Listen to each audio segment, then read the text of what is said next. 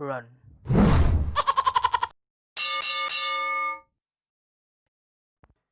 Nag-warm up muna si Kuligong habang si Pusa ay tumakbo. Kaya naisipan munang mag-warm up ni Kuligong.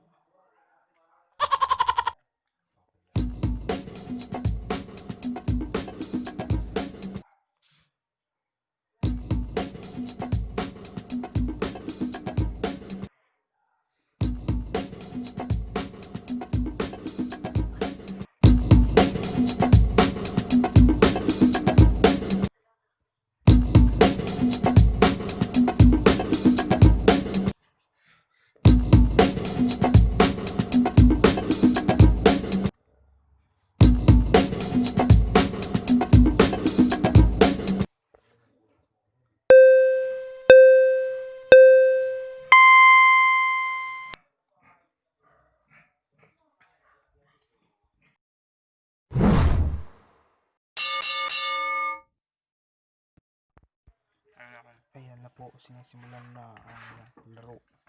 Pusa versus Kuligong. Oh, takot sa pusa. So ayan mga kasunggap, patuloy na sinasapak ni Pusa si Kuligong. Walang bawi pa si Kuligong, nakahiga lang eh. Ayun, dalawa na sila. May malaki pa, habulin nyo.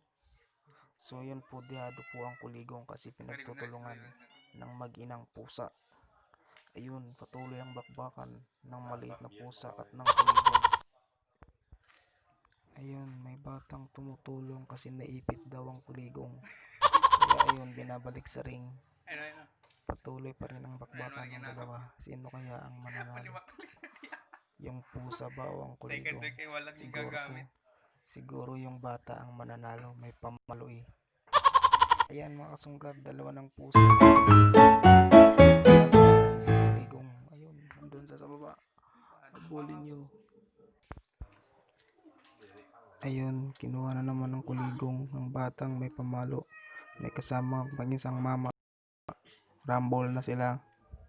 Ayun, pinagtutulungan nila yung Kuligong nilalagay sa pusa. Mission failed. Anong ginagawa nyo? Uy. Ayun, dalawa na namang pusa. Dalawang pusa versus sa isang Kuligong. Tagal ng laban. Napapatalon yung pusa. Ayun. Tinitingnan niya, ano ba to? Ano ba to? Batang tigas. Bato pa ba?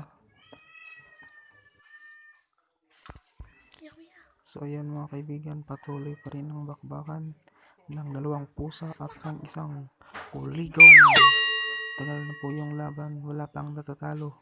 Siguro tayo bukas ng umaga kung baka sakali.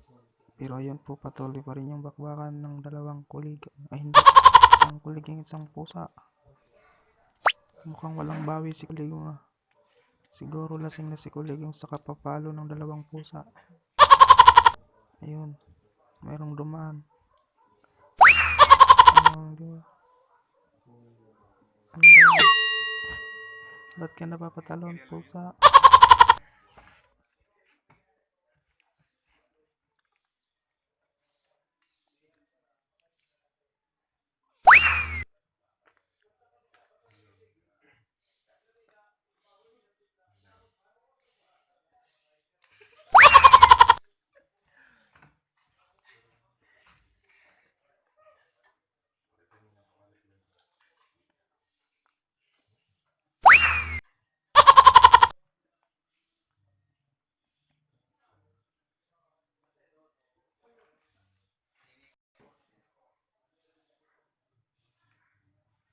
Run.